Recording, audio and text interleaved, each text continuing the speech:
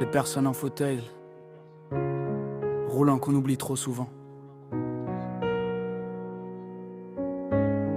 On les croise, parfois dans la rue, dans un parc, au détour d'un couloir d'hôpital ou dans une salle d'attente.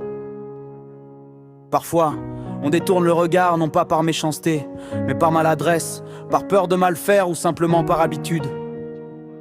Et pourtant, ces personnes, celles qui vivent chaque jour en fauteuil roulant, font partie intégrante de notre société. Elles existent, elles participent, elles travaillent, elles rêvent, mais trop souvent, elles sont oubliées. Être en fauteuil roulant, ce n'est pas seulement une question de mobilité. C'est vivre dans un monde qui n'a pas été conçu pour soi. C'est devoir anticiper chaque déplacement, chaque marche d'escalier, chaque trottoir trop haut, chaque porte trop étroite. C'est parfois renoncer à une sortie entre amis parce que le lieu n'est pas accessible. C'est subir les regards, les silences, les maladresses, les phrases qu'on croit bienveillantes mais qui blessent. Tu es courageux. Moi je ne pourrais pas, comme si la vie d'une personne en fauteuil n'était qu'un combat quotidien. Jamais une existence pleine et digne. Trop souvent, les personnes en fauteuil sont traitées comme des êtres à part, alors qu'elles aspirent simplement à vivre avec les autres, pas à côté. Leur fauteuil ne devrait pas être ce qui les définit, mais ce qui leur permet de se déplacer, de participer, d'exister dans un monde encore trop étroit pour les accueillir pleinement.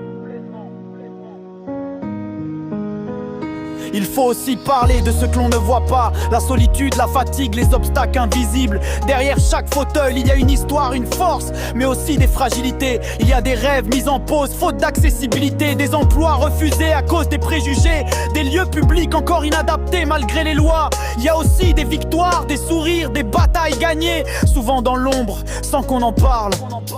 Et pourtant, ce sont ces personnes qu'on devrait écouter davantage. Elles connaissent mieux que quiconque la valeur de l'autonomie, la patience de l'attente, la joie simple d'un accès facilité, d'un geste inclusif, d'un regard sincère. Leur expérience de vie pourrait nous apprendre à revoir nos priorités, à construire une société plus juste, plus humaine, plus accessible pour tous. Ne pas les oublier, c'est aussi reconnaître que le monde doit s'adapter à chacun et non l'inverse. Ce n'est pas à une personne en fauteuil de se battre pour entrer dans un bâtiment public, c'est à la société d'ouvrir la porte.